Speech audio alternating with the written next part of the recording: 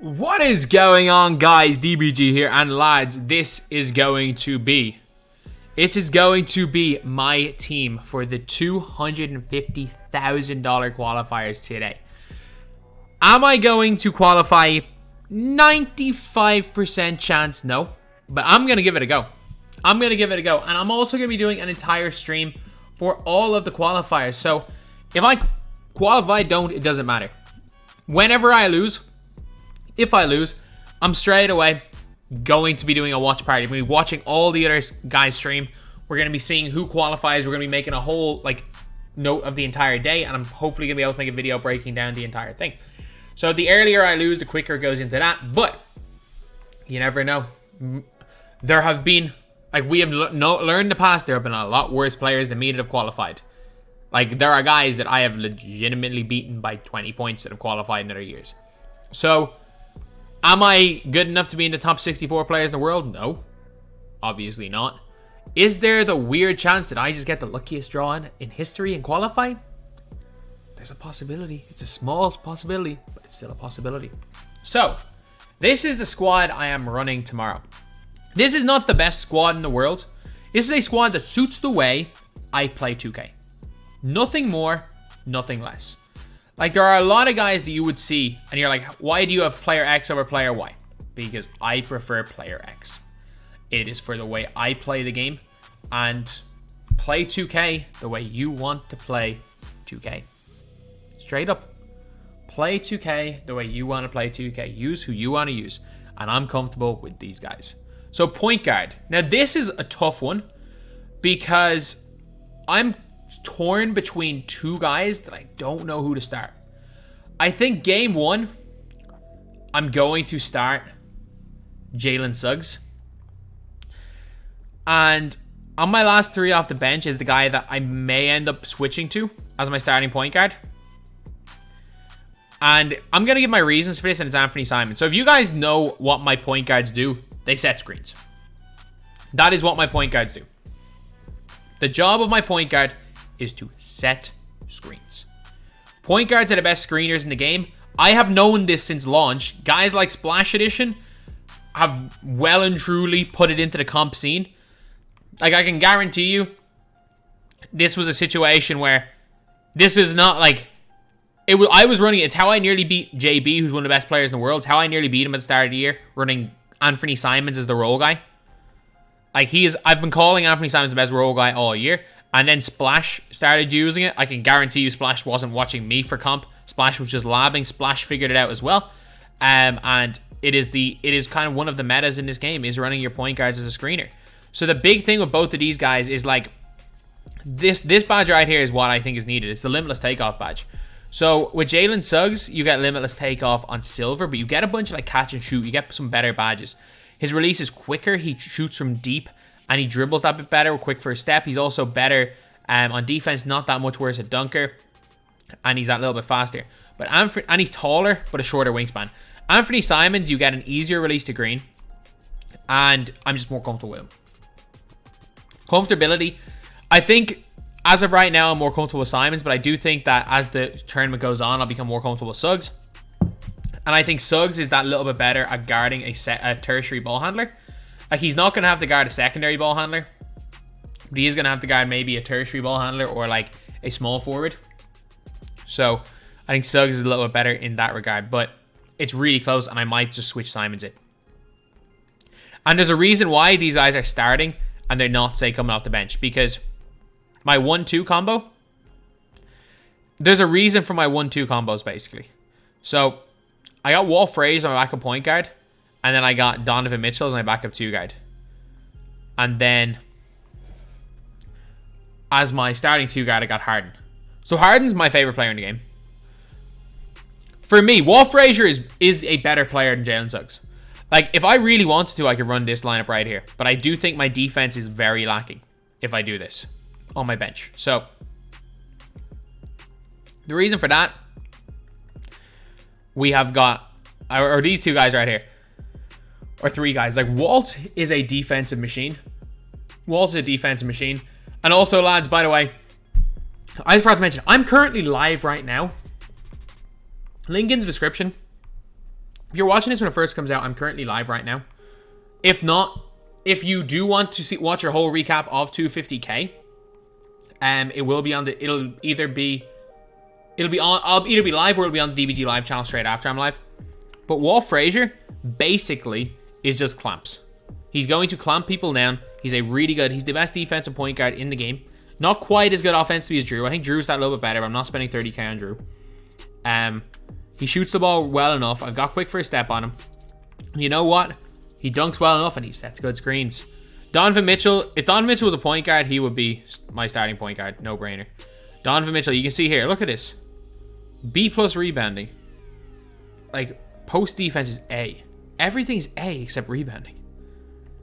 Like, post game's not the greatest, but he's an insanely good shooter. Great dunker, great ball handler. He's got a really good block. Superb speed.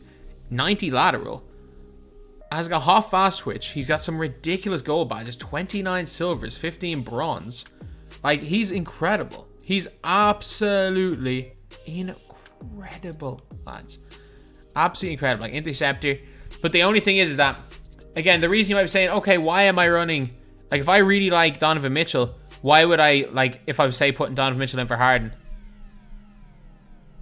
Or, sorry, why would I not run like this, for example, if you're wondering? Because I think Walt Frazier is better. It's all about fit. It's all about fit. Because Harden's 6'5", Jalen Suggs can get away with being... I know Jalen Suggs and Walt Frazier are the same height, but they're not. They are the same height, but like they don't do the same thing. Like Suggs plays smaller than Suggs kind of plays smaller.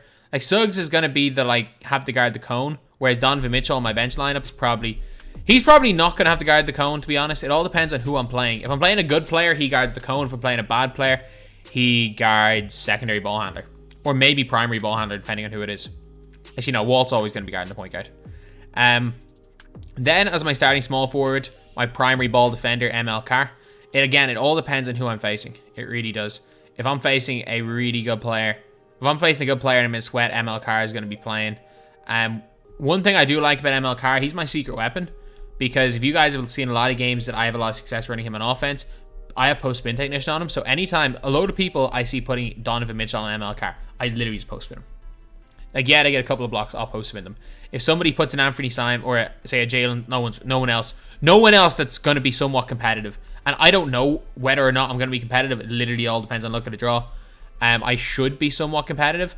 But like, again, if I go and draw Danny Rifle game 1 and I lose, even if it is a competitive match, losing game 1 isn't... It's look at a draw whether you're competitive or not. But like, a lot of times if I get... They throw like Derrick Rose a lot of time on ML Carr. I see Isaiah Thomas on him because they're like, well, they don't want to guard James Harden. And then they start on Jalen Suggs. And then when I start running the high pick and roll with Jalen Suggs, they're going to have to move. They're going to have to swap the way the matchups and put them on Carr. So then I literally just post spin with Carr. Small forward off the bench. Now this is where it gets really tough. This is where it gets really tough because if I'm playing a bad player, I'm running Devin Booker. I'm running Devin Booker and I'm running 3-point plays non-stop. And I'm honestly, if I'm playing it's a bad player, I'm half considering running with this lineup and just running 3-point plays for Devin Booker every possession.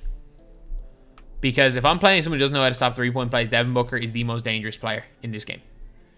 Like, Devin Booker is like a juiced up version of what Duncan Robinson used to be. So he's got rhythm shooter, which is huge. Got catch and shoot, corner specialist. He's also got like glue hands, chef on goals, mismatch expert. He's got silver limitless spot up, gold sniper. So he's going to shoot from everywhere as well. One of the fastest releases in the game, floor general as well. And his stats defense stats aren't great, but they're not terrible. So like, if I'm playing against a bad player, he's guarding the cone.